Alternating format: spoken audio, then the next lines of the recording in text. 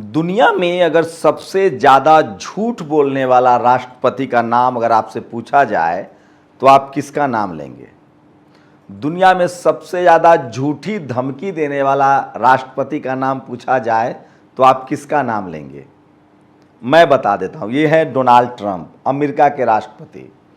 28 फरवरी से पहले दुनिया अमेरिका की कस्में खाती थी, अमेरिका की जेट की कस्में खाई जाती थी, अमेरिका की ताकत का पूरी दुनिया में डंका बजता था और लोग अमेरिका जाने के लिए ललायत रहते थे।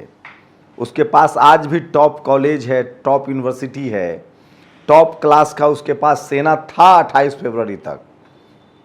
लेकिन सोचिए अंजामे गुलिस्ता क्या होगा। एक ही उल्लू काफ़ी है गुलिस्ता को बर्बाद करने के लिए। डोनाल्ड ट्रंप ने अमेरिका को घुटने पर खड़ा कर दिया है। ईरान जो है अपनी शर्तों पर अमेरिका के साथ बातचीत कर रहा है। कहा जा रहा है कि दोहा में फिर से बातचीत होगी। 2 दिन फिर से युद्ध चला, फिर दोहा में बातचीत होगी। लेकिन सोचिए ये सब ट्रंप को खुद ट्वीट करके एक्स पर लिखना पड़ता है, अपने ट्रूथ पर। लेकिन ईरान अपने आराम से बैठा हुआ है। इस पूरे युद्ध में ईरान ने एक बार झूठ नहीं बोला। न खामनेई की शहादत को छुपाया, न लारिजानी की मौत को छुपाया। दुनिया को बताया कि हाँ हमारे नेता मारे गए हैं। लेकिन सोचिए डोनाल्ड ट्रंप अब तक अमेरिका के जवानों की शहादत को छुपा रहा है। वहाँ की मीडिया 700 जवानों की शहादत की बात कह रही है। 50 से ज़्यादा जेट गिरने की बात कही जा रही है। 7 से ज़्यादा युद्धपोत डुबा दिया गया है। 150 से ज़्यादा अमेरिकी ठिकाने ध्वस्त कर दिए गए हैं। लेकिन डोनाल्ड ट्रंप की हेकरी और अमेरिका की नज़रों में महान बनने का जो ड्रामा है वो ख़त्म होने का नाम नहीं ले रहा है। दरअसल डोनाल्ड ट्रंप की गलती ये है कि ये झूठ पर ही सवार होकर सत्ता में आए थे। इन्होंने मागा, एम से मेक, ए से अमेरिका, जी से ग्रेट और ए से again, make great again America, इन्होंने नारा दिया था मागा का। और क्या हासिल कर दिया अमेरिका का? सोचिए 25 बिलियन डॉलर की राशि जारी की गई है और ये शख्स दिन भर दर्जनों, सोचिए कितना खलीहर नेता है ये, कम से कम 20 से 25 प्रेस कॉन्फ्रेंस करता है। उसके बाद ये दिन भर सोशल ट्रूथ पर कुछ ना कुछ लिखता रहता है। ब्राज़ील के राष्ट्रपति लूला ने कहा है कि ट्रंप किसी की सुनता कहाँ है, वो सिर्फ बोलता है, इसलिए मैंने चिट्ठियाँ लिखी हैं ट्रंप को। मेलोनी ने इसे बदहवास, बदमिजाज और पागल कहा है। लेकिन इस शख्स की धमकीबाजी की कहानी सुनिए। ये अब तक 1 दर्जन बार कह चुका है कि ईरान की नेवी खत्म, एयरफोर्स खत्म, ईरान की सेना खत्म। तो बात किससे कर रहे हो भाई? जाके कब्जा कर लो, अपहरण कर लो। आप इसी से अंदाजा लगाइए कि वेनेजुएला के राष्ट्रपति का इस शख्स ने अपहरण कर लिया, क्योंकि वेनेजुएला कमजोर मुल्क था। तो ईरान पर क्यों नहीं तुम ईरान के राष्ट्रपति को उठा लाओ, खामनेई, मुस्तफा खामनेई को उठा लाओ। रागची घूम रहा है पूरी दुनिया में जो ईरान के विदेश मंत्री हैं, पजेस्कियन, गालिबाफ, इन सबको उठा लाओ, इतनी ताकत है तो दुनिया में सबसे झूठा राष्ट्रपति के रूप में अगर कोई याद किया जाएगा तो डोनाल्ड ट्रंप। सबसे बड़ा धमकीबाज, गालीबाज और जुमलेबाज राष्ट्रपति के रूप में कोई याद किया जाएगा तो वो डोनाल्ड ट्रंप।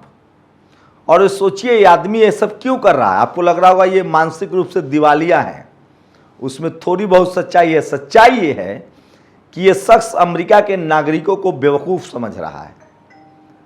इसे लगता है कि ये सब करके ये सत्ता में बना रहेगा। दरअसल ये जो बेंजामिन नेतन्याहू हैं, इजराइल का प्रधानमंत्री, एप्स्टीन फाइल की सारे वीडियो इसके पास है। एप्स्टीन इजरायली था, उसी ने पूरा का पूरा ये प्लान रचा था और दुनिया भर के नेताओं को ब्लैकमेल करने के लिए एप्स्टीन फाइल बनाई गई। उसकी चाबी बेंजामिन नेतन्याहू के पास है। डोनाल्ड ट्रंप जैसे ही सत्ता से बाहर होगा उसे जेल जाना पड़ेगा, या जैसे ही युद्ध खत्म हुआ, इमरजेंसी खत्म हुई, जांच शुरू हो जाएगी। क्योंकि अमेरिका है, जीवंत लोकतंत्र है, वहाँ की मीडिया मुंह में माइक घुसा के सवाल करती है, वहां संसद सीनेट के प्रति नेताओं की जिम्मेदारी है। पहले ही 315 सांसदों ने ट्रंप के युद्ध लड़ने के अधिकार को छीना है, कम कर दिया है। दरअसल ये सारी कवायद जो है वो डैमेज कंट्रोल की है। अमेरिका के हथियारों की मार्केट पूरी दुनिया में खत्म हो गई है। दुनिया भर के देश जो अब तक अमेरिका के हथियारों की कस्में खाते थे कि उसके पास 5th जनरेशन का सुपर जेट है, उसके पास पेट्रियोट मिसाइल्स है, उसके पास ठार जैसे वायु रक्षा प्रणाली है, ये सब धुआं निकल गया है। MQ-9 जो दुनिया का सबसे महंगा ड्रोन था, उसको ईरान ने इस युद्ध में कागज के तरह चिथड़े उड़ा दिए। F-35 एक ऐसा जेट है 5th जनरेशन का जो अमेरिका किसी को नहीं बेचता था, उसकी धज्जियां उड़ा दी। और स्प्रिट 2 बॉम्बर जो 30 बने हैं दुनिया में, जो अमेरिका के पास था, जिस पर अमेरिका को नाज था। ट्रंप अपने ऑफिस में जो बॉम्बर 2 है, स्प्रिट 2 बॉम्बर, उसकी तस्वीरें रखता है। उसको ईरान ने मार गिराया और उसी की वजह से चाह कर भी अमेरिका न तो हुर्मुज खुलवा पा रहा है, न ईरान पर बमबारी कर पा रहा है। जैसे ही अमेरिका का कोई भी जेट जाता है ईरान की वायु रक्षा सीमा में, उसे वो मार गिराता है। ये बात खुद अमेरिका के एक फाइटर ने कहा है कि उसके पास एक ऐसा वायु रक्षा तंत्र है जो जेली की फिश की तरह आता है आसमान में और वो किसी भी जेट को नहीं बकसता, गिरा देता है। इस वजह से अमेरिका सिर्फ अमेरिका के लोगों को गुमराह कर रहा है। अमेरिका की ताकत है, लेकिन अब जो कंडीशन है उसमें वो रूस, चीन और ईरान से नहीं लड़ सकता है सीधे सीधे। यहां तक कि नॉर्थ कोरिया से भी वो नहीं लड़ सकता है, क्योंकि उनके पास भी इंटरकॉन्टिनेंटल मिसाइल है जिसकी मारक क्षमता कम से कम 10,000 किलोमीटर है। अब सोचिए, इसीलिए दुनिया भर के देश अब ड्रोन, सस्ते ड्रोन और मिसाइल पर काम कर रहे हैं। तो ईरान और अमेरिका युद्ध के मैं अंदर की खबर बता रहा हूं कि अमेरिका चाह कर भी ईरान का बाल बांका नहीं कर सकता है। अमेरिका की अब एक दूसरी मजबूरी भी है। अमेरिका में सबसे बड़ा तेल स्टोरेज है। अमेरिका में भी तेल उत्पादन बड़ा नहीं है। दुनिया में सबसे ज़्यादा तेल चीन खरीदता है, फिर भारत खरीदता है, उसके बाद अमेरिका भी एक बड़ा बाजार है। उसके पास सबसे बड़ा स्टोरेज है। 6 महीने का वो तेल स्टोरेज करता है। 4 महीना युद्ध का हो चुका है, 2 महीने का स्टोरेज उसके पास बचा हुआ है। अब वो छटपटा रहा है, क्योंकि अमेरिकन नागरिक जैसे ही तेल की कमी होगी छोड़ेगा नहीं। एथेनॉल मिला के वहाँ तेल नहीं बेच सकते हैं जैसे भारत में बिक रहा है। इसी वजह से डोनाल्ड ट्रंप की चिंता बढ़ती जा रही कि अगर होर्मुज नहीं खुला तो हमारे यहाँ हाहाकार मचेगा, हमें सत्ता से जाना पड़ेगा। इसीलिए वो चाहता है कि किसी तरह से पहले उसने कोशिश की बातचीत के जरिए होर्मुज खुलवाया जाए और फिर तेल लिया जाए। उसी दौरान 2 बड़े शिप को ईरान ने मार डुबाया, क्योंकि दोनों पर तेल लदा। ईरान कह रहा है कि तेल तभी जाने दूंगा जब $325 बिलियन का हर्जाना दोगे, जो मसौदे में है, जो बातचीत में है। $325 बिलियन का हर्जाना दो और फिर तेल ले जाओ। अमेरिका की कोशिश थी कि तेल भर लेंगे, स्टॉक कर लेंगे, फिर 6 महीना स्ट्राइक करेंगे। सोचिए, ये साजिश थी। लेकिन ईरान भी चप्पे चप्पे पर नजर है। ईरान लगातार अमेरिका के सैनिक अड्डों को तबाह कर रहा है, युद्धपोत पर सीधे अटैक करता है, कोई कंप्रोमाइजेज नहीं। और इसी वजह से अमेरिका चाह कर भी ईरान पर अब हमला नहीं कर पा रहा है, और वो चाहता है कि जितना जल्दी हो मामला सेटल डाउन हो। अभी $25 बिलियन की रकम फिर से जारी की गई है, जो ईरान के फ्रीज संपत्ति थी।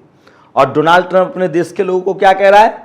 मैं 1 सेंट नहीं दे रहा हूं, 1 पाई नहीं दे रहा हूं। झूठ पर झूठ, झूठ पर झूठ, झूठ पर झूठ, पत्रकारों के साथ झूठ बोला जा रहा है। तो सोचिए, एक सनकी राष्ट्रपति, एक अहंकारी राष्ट्रपति कैसे आपको बर्बाद कर सकता है। भारत के लिए तो ये आदमी अभिशाप साबित हुआ है। भारत के लोगों को हथकड़ी लगाकर भेजा। भारत के सवर्ण हिंदू जो अमेरिका में रहते हैं उन सबको 1 लाख लोगों को फर्जी वीजा का आरोप लग रहा है। पहले भी हथकड़ी ला के भेजा। ये हमें सस्ता तेल और गैस खरीदने नहीं दे रहा है।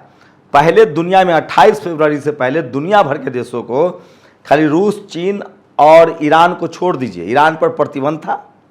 दुनिया भर के देश डर से, अमेरिका के डर से ईरान का तेल नहीं खरीदते थे। और खाड़ी देशों के तेल पर अमेरिका का कब्जा था। पेट्रो डॉलर कारोबार, आप तेल खरीद बिक्री करेंगे लेकिन डॉलर में, ताकि कमीशन अमेरिका को जाए। इतना बड़ा साम्राज्यवादी देश अमेरिका, और सोचिए अभी भी भारत को कंट्रोल कर रहा है। 28 फरवरी के बाद दुनिया का कोई भी देश अमेरिका के साथ नहीं है सिवाय इजराइल और अमेरिका। और भारत पता नहीं क्यों उसकी बातों को मानने के लिए मजबूर है, ये आप लोग हमें कमेंट करके बताइए। वो कह रहा है कि आप तुम तेल जो है वो वेनेजुएला वाला तेल खरीदो, अमेरिका से खरीदो। सोचिए कितना घाटे का सौदा है। तो मैं फिर कह रहा हूं इस युद्ध में ड्राइविंग सीट पर है ईरान। ईरान की शर्तों पर अमेरिका को चलना पड़ेगा, नहीं तो 2 महीना में अमेरिकन लोग खुद उसकी बखियां उधेड़ देंगे। इसलिए मैं इस शख्स को दुनिया का सबसे फ्रॉड शख्स कहता हूं। अच्छा, ये जो है ट्रंप ये कह रहा है बेंजामिन नेतन्याहू को कि तुम्हारी वजह से मैं युद्ध में फंसा हूं, तुम किसी भी कीमत पर यह युद्ध बंद करो। बेंजामिन नेतन्याहू की दूसरी मजबूरी है, यह शख्स भ्रष्टाचार के आरोप में आकंठ डूबा हुआ है। जैसी इमरजेंसी खत्म होगी, युद्ध खत्म होगा, इसके खिलाफ जांच होगी और यह भी जेल जाएगा। और खामनेई ने जो शहादत से पहले कहा था कि मैं इजराइल को नक्शे से खत्म कर दूंगा, सोचिए खामनेई की शहादत का कार्यक्रम होने वाला है। बड़ा मौका होगा, ईरान बड़ा अनाउंस कर सकता है। आपकी जानकारी के लिए बता दूं, दिन को सोचिए दुनिया के हर देश को लगता था कि ईरान 7 दिन से ज़्यादा नहीं टिक पाएगा, 15 दिन से ज़्यादा टिक नहीं पाएगा। सब गलत साबित हुआ और इसीलिए दुनिया भर के देश चुपचाप तमाशा देख रहे थे। आज के डेट में पूरा यूरोप अमेरिका के खिलाफ है, पूरे लैटिन अमेरिकी देश अमेरिका के खिलाफ है, अफ्रीका अमेरिका के खिलाफ है, एशिया के लगभग देश अमेरिका के खिलाफ हैं।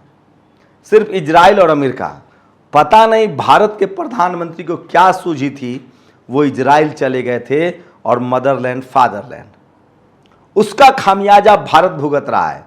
लेकिन ईरान अभी भी कह रहा है कि हम भारत के साथ हैं। सोचिए ईरान के साथ रूस, चीन और नॉर्थ कोरिया है। अमेरिका उसे कभी नहीं हरा सकता है, इस तरह की भौगोलिक स्थिति है ईरान की। और साथ ही अमेरिका ने रूस को फंसा रखा है। अब जमकर यूक्रेन को हथियार दिया जा रहा है ताकि रूस को 2 टुकड़ों में बांटा जाए। गलती रूस की भी है, उसे भी गुमान था कि हम यूक्रेन पर कब्जा कर लेंगे, लेकिन अब यूक्रेन को पूरा का पूरा यूरोप का देश हथियारों की सप्लाई कर रहा है। अब दुनिया में वही मजबूत देश बनेगा जिसके पास परमाणु बम हो और मिसाइल हो और ड्रोन्स हो। सोचिएगा जरूर। और इस सब के लिए ज़रूरी है कि उस देश में वैज्ञानिक हो। जैसे ईरान में 99% लोग पढ़े लिखे हैं, 95% PhD हैं और 75% महिलाएं साइंटिस्ट हैं। सोचिएगा जरूर। शुक्रिया। नेशनल दस्तक की आपसे गुजारिश है कि अगर इसको बचाना चाहते हैं तो नेशनल दस्तक को सब्सक्राइब करने के लिए रेड कलर के सब्सक्राइब बटन को दबाएं, फिर बेल आइकन की घंटी दबाएं। नेशनल दस्तक को बचाने के लिए बहुत जरूरी है कि हर खबर को शेयर करें, लाइक करें, कमेंट जरूर करें।